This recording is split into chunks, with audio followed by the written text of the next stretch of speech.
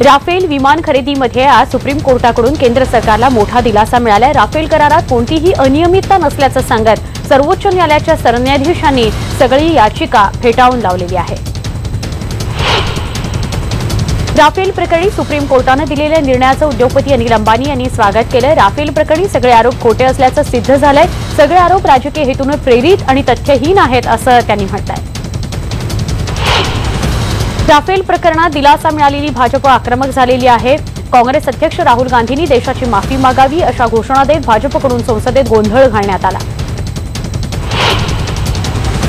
PMO ऑफिसला जिल्हा उपनिबंधकांकडून शेतकऱ्यांचे कांदे काळपट आणि मध्यम दर्जाचे असल्याचा अहवाल देण्यात आला। या अहवालावर लासलगाव बाजार समितीच्या अधिकाऱ्यांनी आक्षेप घेतलेला आहे।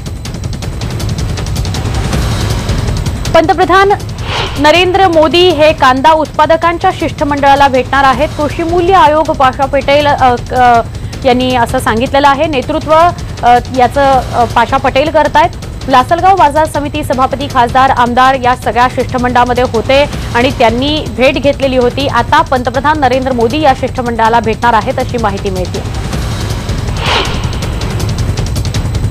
माथेरानच्या मिनी ट्रेनला फॅमिली पिकनिक किंवा बर्थडे तसंच पार्टीसाठी बुक करण्याची संधी मध्य रेल्वेने उपलब्ध करून दिली आहे। ही संपूर्ण ट्रेन आता IRCTCच्या वेबसाईटवरून 95,000 रुपयांमध्ये बुक करता येणार आहे। या गाडीला 3 सेकंड क्लास तर 1 फर्स्ट क्लासचा डबा आहे।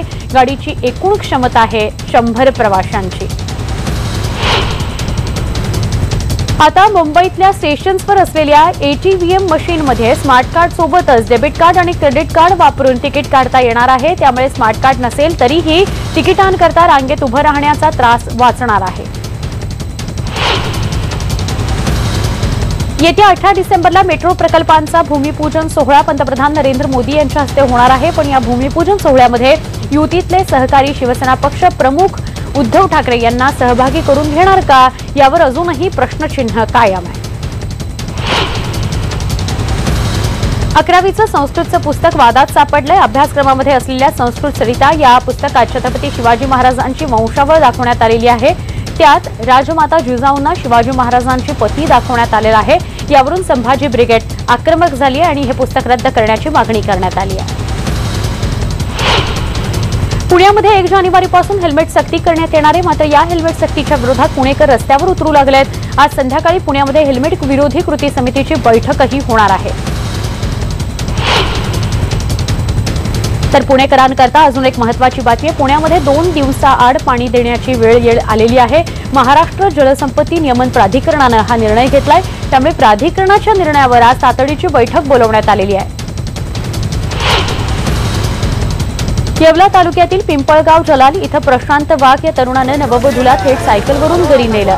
पर्यावरणाचा होणारा ऱ्हास थांबवण्याचा संदेश देण्याकरता त्यानं हे सकारात्मक पाऊल उचललं।